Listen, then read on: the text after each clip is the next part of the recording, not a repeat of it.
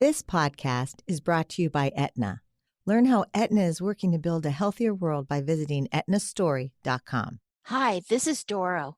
Just a quick reminder before we get to our guest today that the Achieving Optimal Health Conference is on Saturday, October 3rd. Due to the pandemic, this year the conference will be held virtually, and all are welcome to join. You'll be inspired by luminaries in health and wellness and take home real strategies to improve your happiness and wellness. You can get all the information you need at achievingoptimalhealthconference.com. And now for the show. People are yearning for information, having the opportunity to encourage people and to educate people and inspire people. It's amazing to be able to say we'll carve out time to take care of ourselves. There's something for everyone. Denise Albert is a journalist, entrepreneur, public speaker, producer, and breast cancer survivor. She is the co-founder of The Moms and mom-focused town hall events called Mamarazzi. Denise is currently writing for Thrive Global about living in quarantine with her ex-husband, his wife, her ex-husband, and the kids. I met Denise in Kennebunkport, Maine, where this modern family is quarantining together. Welcome, Denise, to Health Gig. Well, I'm so grateful to be here. I just love what both of you are doing and that you're doing it together. It's a lot of fun. We love what we do. And I couldn't wait for Trisha to meet you because your story is amazing, professionally and personally. It's hard to know exactly where to begin, but I thought we'd begin with your professional career. And so you began your career as a journalist. Is that right? Yes, I actually started at the age of 14 interning, which I think is really important to learn about what you think you might enjoy. And I luckily was right in what my inclination was, and I was always really fascinated with media and journalism and television and telling stories and people. So I started at a really young age, and I just continued to learn and to try new things and to learn as much as possible at different aspects of the industry. And luckily, it stuck. For me, it's always been about passion. And so you mentioned that you lived in jail for 10 Yes. days as Deborah Norville's producer. What does that mean? My first actual real job after college was working at King World's Inside Edition, which after having also worked at ABC News, it doesn't have the same sort of level of respect, but it was a really incredible place to learn because it's a smaller operation and you have to work almost a little bit harder because when you are starting to try to work on stories and get stories, you know, you're up against all the networks. So if you can actually get a story for a show like that, it's just a little bit more of the learning of how to actually work on a story, get a story, and then continue to share the story. And so one of the roles that I took on at Inside Edition was doing a little bit of investigative reporting and producing and really digging in and learning about whatever the story was that I was working on and trying to shed light in some way. And so we took a great interest in the prison system and the jail system and especially women who were incarcerated. And we were trying to learn about why the recidivism rate was so high at the time for women specifically. Why did they keep breaking probation and going back? And we wanted to really explore that a little bit.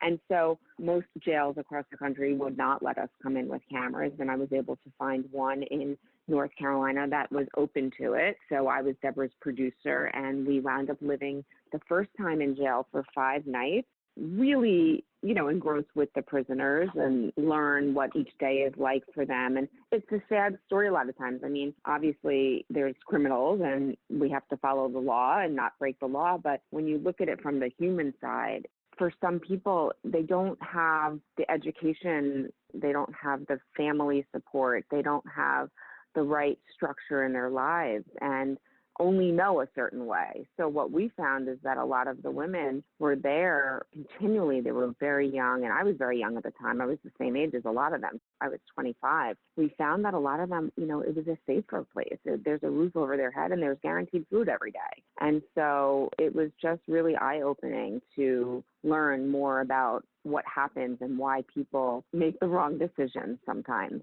That's really fascinating. And I'm a people person. So, you know, in everything that I've done, it's really all about learning, connecting with people, just learning about people, because you just never know what their story is, how it became that way, and what you can do with it.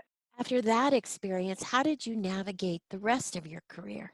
So I was mostly behind the scenes as a journalist. I really enjoyed creating and developing and digging into each story and then sharing it with whoever I was working with. And there was a part of me at the time that wanted to be on television, on air as a reporter. But growing up in New York City, it's a really hard place to break in. You know, a lot of young reporters are told they have to move across the country and move to small markets and start really small. And I had already sort of made it in the big city in terms of on the production side, and I really didn't want to go anywhere. My family was there and my life was there, and so I just continued behind the scenes and just loved every aspect of it. I did do some on-air work at some local small shows. Then I became a producer at Good Morning America and really enjoyed that, but it was a little different because I had this great job on paper. I was a senior level producer at age 26, but because I sort of became that level, it took me out of what I really loved, which was meeting people and sharing stories. And I became more of a manager and managing a department and finding the stories. And so I didn't love that job, actually. And I was pregnant with my first son and decided for something new. And I just took a chance. And then an old boss called me and said, I'm working on a show with a magician named David Blaine. Do you want to come work with us? And I was like, wow, that's really unique and different. Well, I don't know anything about magic other than I was a fan. And so I said, that's great. My son was about 8 months old. I left Good Morning America, and the next day started with David Blaine. So it was just like in a really unique opportunity, and David and I really hit it off. I learned about this whole world of magic. You know, one of my mottos right now that I share with my kids every day is anything is possible with hard work, passion, and dedication. And I really learned that from David, because the first time I started working with him, he asked me to do something that was so outrageous and crazy. And I wanted to say to him, David, I can't do this. This is nuts. And then I realized, wait, if I'm going to work for a magician and be his producer and produce his television shows and produce his events, he can't hear no from me. He needs me to figure out a way to make things happen for him. And so that was sort of like a light bulb for me. And you asked me about my career in journalism, and I did go back to journalism and started my own company now, which is called The Moms. And I've written a lot for different online places and publications and networks. But David is really the one who taught me that anything is possible because of this whole world of magic, which he's worked really hard and for hours and hours and hours every day. It was like a switch in my head, because I was like, wow, he needs me to be his yes person. And that's sort of how I live right now. That's amazing. And isn't it interesting when there is somebody that kind of helps you see things differently? And it sounds like that's what David did for you. Yeah, that's pretty amazing. Yeah, he did. And I tell him and I thank him every day. And we're very close friends. He's very close to my kids. You know, he didn't mean it. He laughs when I tell him, because he can't believe he's had that impact on my life and my career. And I started my company because I learned so much from him about how to build a brand and how to create. I just really take in every experience and try to learn from different people. So tell us about the Moms. Tell us about what you're doing now and what you've been building. So I met my business partner, Melissa Gerstein, when we were both working in news. Melissa was at MSNBC and CNN and covering different presidential elections on the trail and doing really hardcore news. And we both met because we had kids and we felt like we wanted to continue our careers in television and journalism, but really wanted to be very, very present parents. And actually one of my mentors said to me along the way, a woman who I worked with in television, she said to me when I was getting married, I'm so glad that you're doing this, because a lot of women in our profession forget to do that. And I was like, that's fascinating. It's a little bit easier now. I think the world has opened up and women in higher roles, and I think being flexible a little bit. But even when I was at ABC News and having a baby, I was one of very few women that had kids, network news, and that was pregnant and working. It was a very, very, very hard place to be as a mom. So Melissa and I came together over the fact that we were both moms working in news, very young moms with very young babies.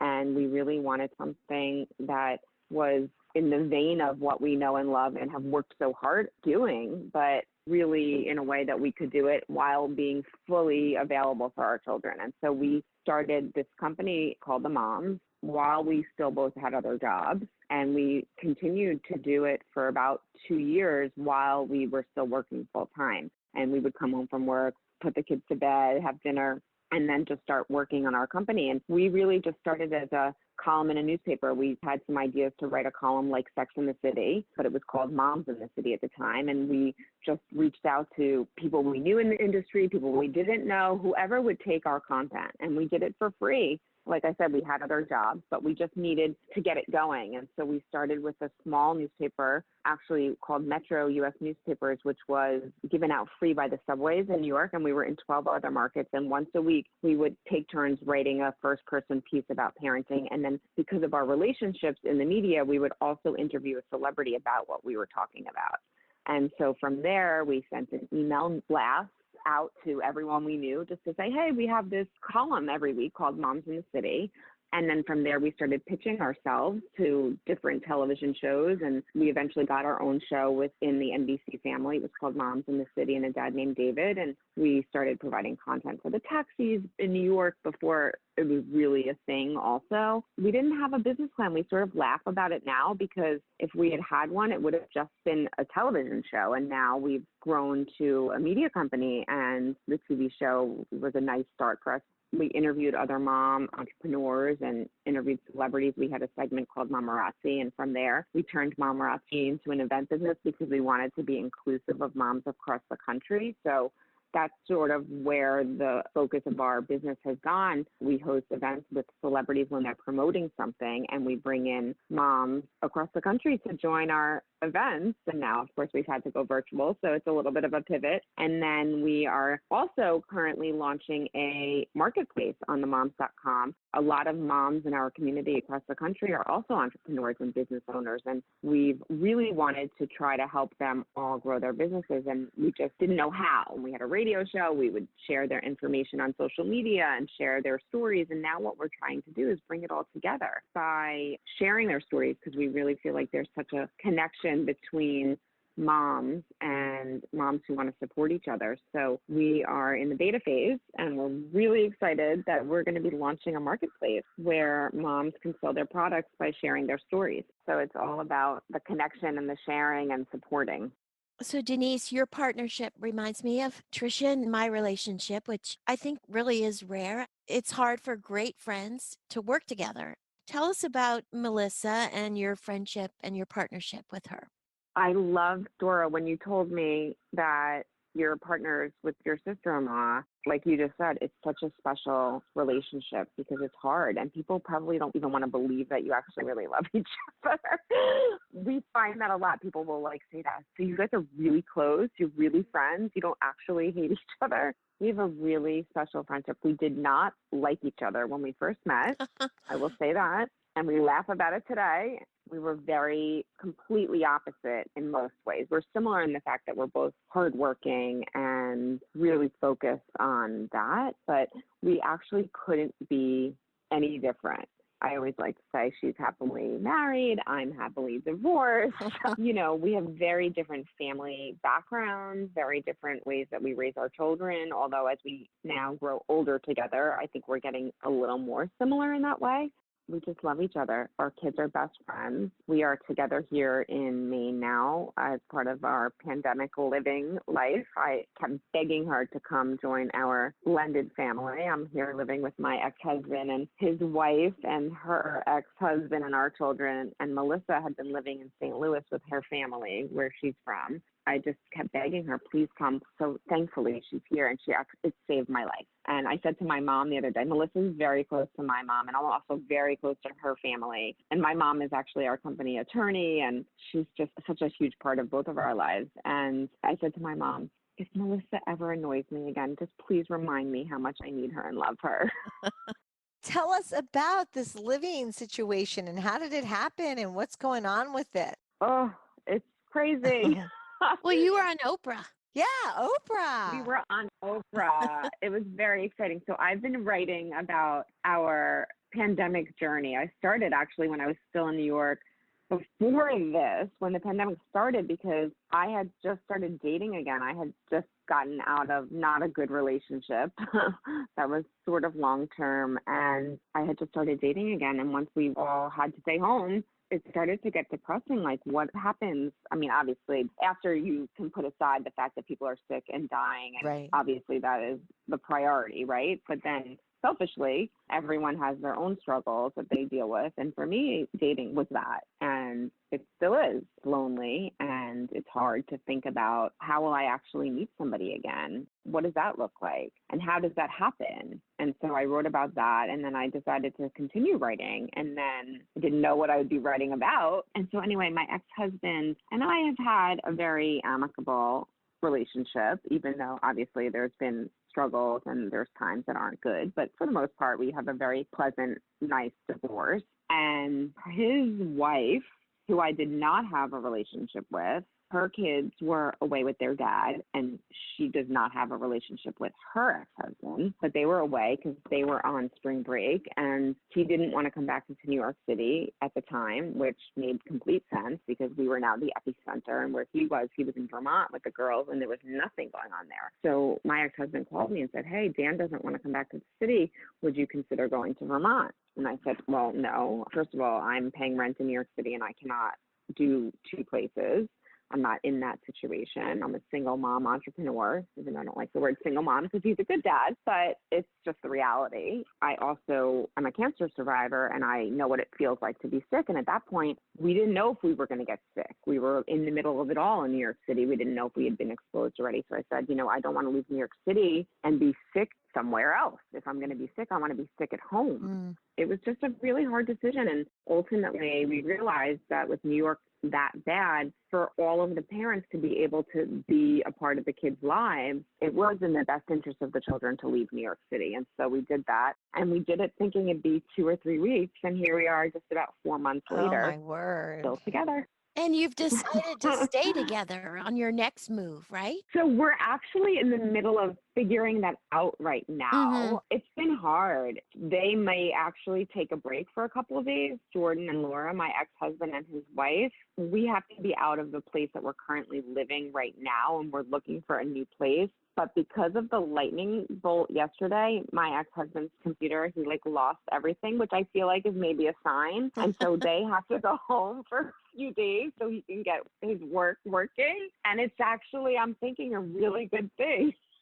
Wow. So we think Dan and I, which is my ex's wife's ex, are going to stay for a couple more weeks with the kids. And then the other parents may go back to New York and then just come back on the weekends, which feels really nice to me. Yeah, a little space. My mother would have called your situation a modern family. Yes. And you know what? It is beautiful. And it is, for the most part, the best thing that I think we all could have done. So I really do believe that we did the right thing, not just for the kids, but for us. I think it's been a really incredible life experience. And I laugh when I say I'm glad they are leaving, and I am, but I am grateful for the experience, and we'll all be friends forever. And I feel good about that. And if my ex-husband and I have a disagreement, which we do, we recover very well. And I think it's a very healthy relationship. But I am excited that they're going to leave for a few days. Wow. And what was it like being on Oprah?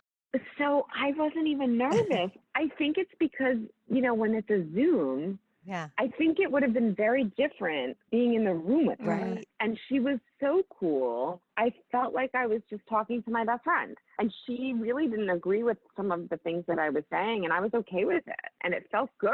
I didn't feel like I needed to act a certain way because it was Oprah. Right. I really do try not to judge. And she wasn't judging either. I think she was just stating an opinion and how she feels, and especially right now, everyone is very sensitive about the way to live life. The reason why she was apparently attracted to our story was because I wrote a piece about feeling lonely even though I was in a full house.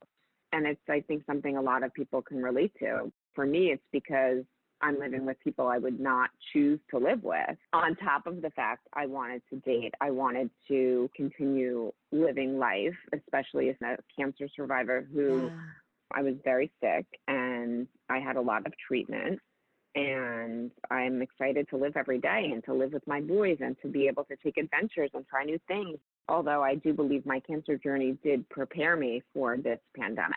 So, I'm grateful for all of it. Tell us your story. I was diagnosed, it was December of 2015, and it was a complete shock because thankfully my family doesn't have any cancer history. So I really hadn't been through anything like that before. Although my father-in-law had cancer, but it wasn't a direct family member for me. It wasn't something that I have lived with or seen every single day. When you have no family history, you don't expect to be diagnosed at such a young age. And so I had a mammography 3 months before that was fine.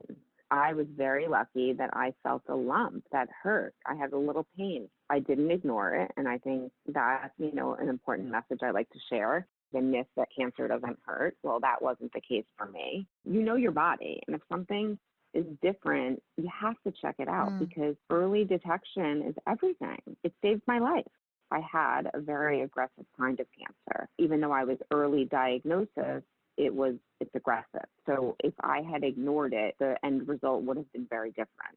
Even though it was early, I had to be treated very aggressively. It was a very long journey, and I then was allergic to one of the medicines that I was on for a while, and so I now have rheumatoid arthritis, which is an autoimmune disease. But, I just try to take each day. I try to live as healthily as possible. I try to work out. That's where I met you, Dora. Yes. My working out and my spin classes are everything to me. I just think that a positive outlook and taking care of yourself is the best way to live. And you're very open and honest about everything in your life. I said, "Oh, you look great," or something, and you said, "Well, it's my wig," which I read that you said you actually prefer your wig because your hair always looks good. I'm thinking about that myself. She might get mad at me, but my mom just did it Switch to a because wig. of that also. Yeah, Yeah. it looks great, and your openness and honesty just helps so many people, and Sure it's a does. wonderful way to be. Well, thank you. And I really do want to hear more about what you guys do. And I've read a lot, and I just think it's so important. And I love that you're doing this, and I love that you're doing it together. And I'm just so grateful to have met you. Thank you, Denise. Geez, really appreciate it. I wanted to be sure to ask you about when you were going through TSA, because I do think Yes, that incident was helpful to others. I hope so. Thank you. I mentioned that when I was in cancer treatment, I had some allergic reactions. So at the time, I didn't know what it was. We just thought it was just side effects from chemo. I had horrible rashes all over my body for about 1.5 to 2 years. I actually still have them now for different reasons, but it was a very uncomfortable process for me. And I had a lot of lotions and a lot of different medications that I had to use. And my first trip that I was cleared to fly once chemo ended was to Los Angeles with Melissa for a work event. And I was very prepared to travel with my creams and lotions and medications. I kept them all in their original so that it had the prescription on it. I took them out. I handed it to the agent and I explained. I would always say, "I'm wearing a wig and here's my medicine," And when I was flying home, I encountered some people who didn't follow their protocol. I think that I don't know if they were just having a bad day or just, who knows, right? I just try not to judge, but obviously it's not the way the whole TSA operates, okay? But I encountered 2 people who weren't good people at that moment. They started to challenge me and my medicine, and they wanted to pat me down, and they wanted to pat my breasts down, and I explained to them that I had a port under my skin and they couldn't touch me there, and they were very forceful. I told Melissa, "Please start videotaping," and she was nervous. Her and I fought over it because she was like, "No," she thought we were going to get arrested, and I was like, "I don't care. I didn't do anything wrong." And so luckily she did start videotaping. They started to pat me down, and it was really awful. And I took my wig off, and it was a horrible, horrible experience. And they finally let me go after a lot of yelling and crying and screaming. And I got onto the plane to fly home, and I just started writing. I had written about my cancer journey publicly. I had written my first piece for people.com, and then I did an ongoing series for Good Housekeeping and a lot of social media. And so I put the video up on my Facebook, and I wrote exactly what happened. And then you see this horrible video. And then I was like tweeting the TSA, and I was trying to reach out to their media relations person because I wanted them to know what happened so that they could find those people and fix it. By the time I landed, I mean, it was like hundreds of thousands and media everywhere. And the TSA had reached out to me, and I wound up speaking to some really incredibly beautiful people. They apologized right away. They wanted to talk to me about helping them. I donated my time. A lot of people were like, are you going to sue them? And I said, no. This is not about money. This is about making sure this doesn't happen to anybody else again, right? They wound up right away retraining everybody on what to do if a person is sick while they're traveling. And I shot a public service announcement with them. It was probably one of the greatest things I've ever done, because for me in my journey, the reason why I share is you hope that you can help somebody else. And what I found is that by sharing, I was also being helped, because people from across the country were reaching out to me and sharing their stories. You know, anything from just saying, wow, thank you, this helped me, and now I know what question to ask my doctor, or little things. At the time, my younger son was in public school in New York City, and somebody on the playground came up to me, another mom who I never knew, and she said, I read your story, and I just want to tell you that I'm a survivor, which A, I didn't know her, and B, even if I then met her, I never would have known. But she said, I just want to tell you, if your nose is ever running and doesn't stop, it's because you lost your nose hairs from chemo, and no doctor will tell you that. And I was like, oh, my nose runs every day. Thank you for sharing that. You know, little things. My nose today still runs, but I know why. Right. You know, an example like that, it's just like these little things that you can share with somebody else. And then it's like, oh, I feel okay. Okay, I don't care now if my nose runs all day. At least I know why. Right. And I don't think there's something like majorly wrong with me, you know? Mhm. That's what I got out of the sharing. And then all these other moms in my neighborhood who I didn't know would come up to me, and I'm a survivor too, and I'm a survivor too. And not just my neighborhood, people I speak to in California, I speak to people in Idaho. I mean, I speak to people in that all the time, and they all can help each other. And that has been the most rewarding part. And so from there, I realized now I have a thought, you know, and that was when the pandemic started. I can't be the only single person who is a single mom worried about dating right now. I'm going to write about this. I find that's how you connect with people. It's wonderful for people to be heard and to be understood from your stories because they can relate to them. Yes, and you really have had quite a life. Amazing. And yesterday, lightning striking your house. Oh my We're glad word. you're alive. And then I actually just shared on my Instagram this morning, I was looking out at the beautiful scenery, and I feel very grateful to be where we are. I'm not a religious person, but I do believe in putting positivity into the world and thinking about things positively. And I looked at the beautiful sky, and I said, you know, I think that lightning bolt, I had not a great day or two with my ex-husband and, you know, different things we don't see eye to eye on. And I said, you know, I think the bolt was like a reminder of like slowing down your thought process. Don't respond right away. Take it in. And I really believe that. I think that's true. I think we're all getting a lot of signs from the world right now. So do you have a favorite inspirational quote? I have a few. Good.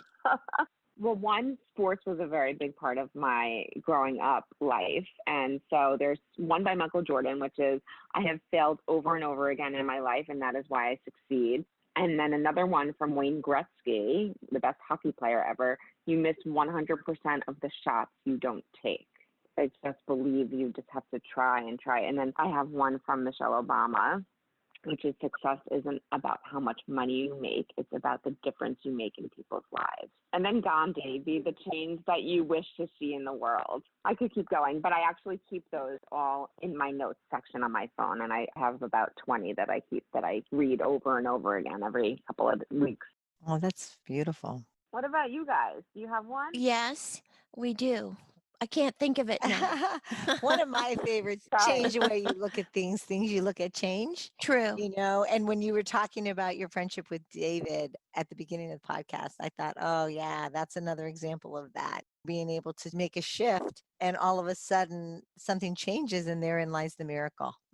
That's my favorite true. too. Love that one. Yes. I'm jumping on that bandwagon. And then do you have a favorite book that you think everyone should read? First of all, I mean, with kids, little kids, I love Dr. Seuss. I mean, there's so many great quotes also.